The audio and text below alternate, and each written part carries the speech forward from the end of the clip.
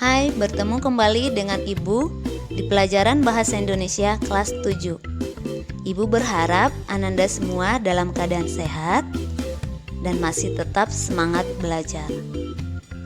Tentu Ananda semua masih ingat pelajaran kita minggu lalu, yaitu tentang teks cerita fantasi. Hari ini kita akan belajar tentang menelaah struktur dan bahasa cerita fantasi.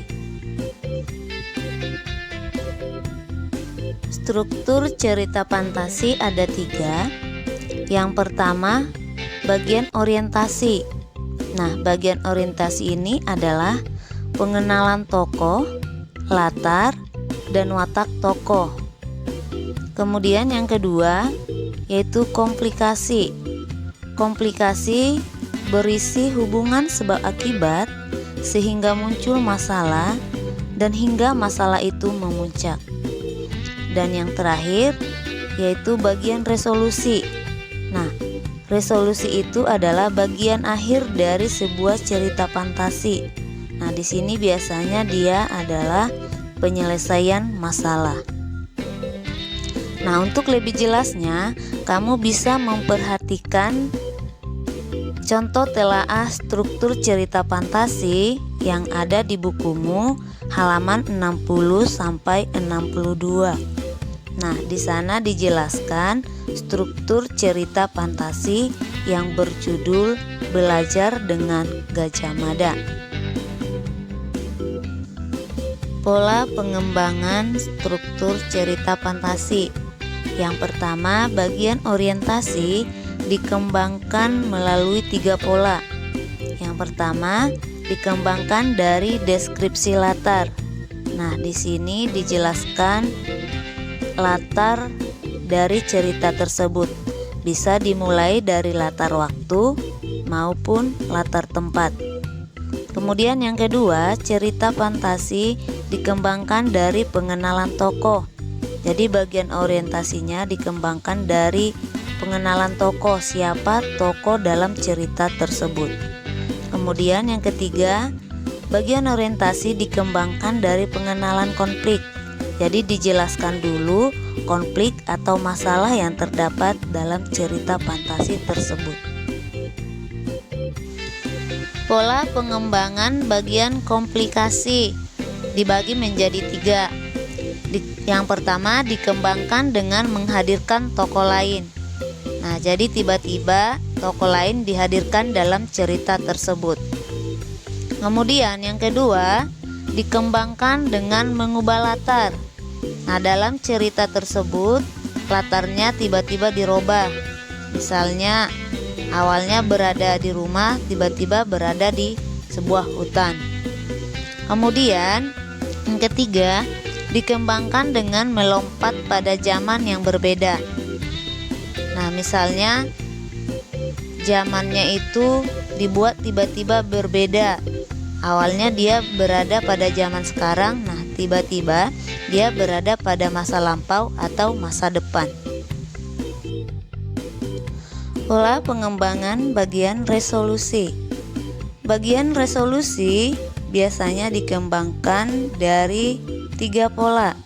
Yang pertama, dikembangkan dari lompatan waktu. Kemudian yang kedua, dikembangkan sebab akibat yang unik. Dan yang ketiga, dikembangkan dengan kejutan.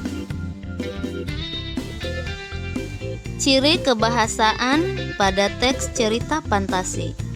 Yang pertama, penggunaan kata ganti dan nama orang sebagai sudut pandang penceritaan.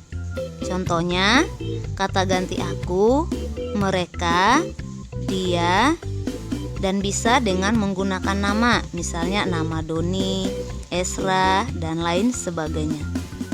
Yang kedua, penggunaan kata yang mencerap panca indera, yaitu untuk mendeskripsikan latar.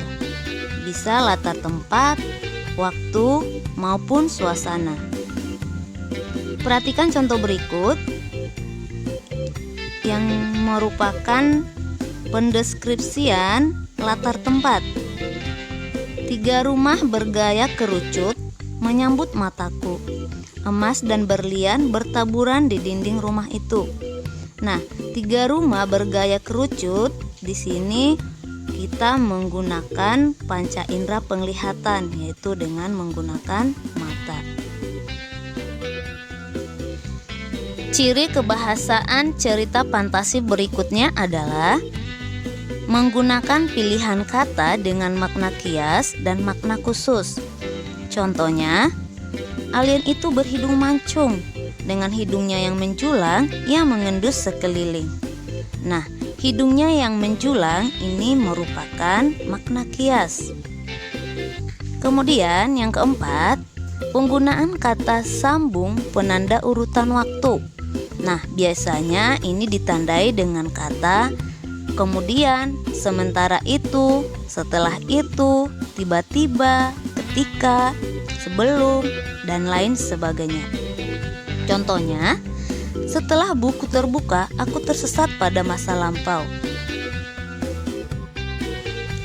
Ciri kebahasaan teks cerita fantasi yang kelima adalah penggunaan kata atau ungkapan keterkejutan.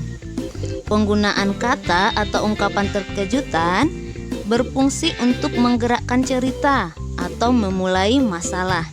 Nah, biasanya ini ditandai dengan kata tiba-tiba dan tanpa diduga. Contohnya, tiba-tiba seorang alien yang berukuran lebih besar datang. Nah, ini menggunakan kata keterkejutan tiba-tiba. Yang berikutnya yaitu penggunaan kalimat langsung atau dialog dalam cerita. Contohnya, raksasa itu mengejar kita, teriak Pona kalang kabut. Nah, perlu diingat, dalam kalimat langsung itu menggunakan tanda petik 2. Nah, setelah kamu mendengarkan penjelasan ibu, saatnya kita berlatih. Kamu telaah struktur cerita fantasi yang berjudul Berlian 3 Warna yang ada di bukumu halaman 56 sampai 58. Demikianlah pembelajaran kita hari ini. Semoga Ananda semua dapat memahaminya dengan baik. Sampai jumpa di pertemuan selanjutnya. Dan jangan lupa tetap jaga kesehatan. Terima kasih.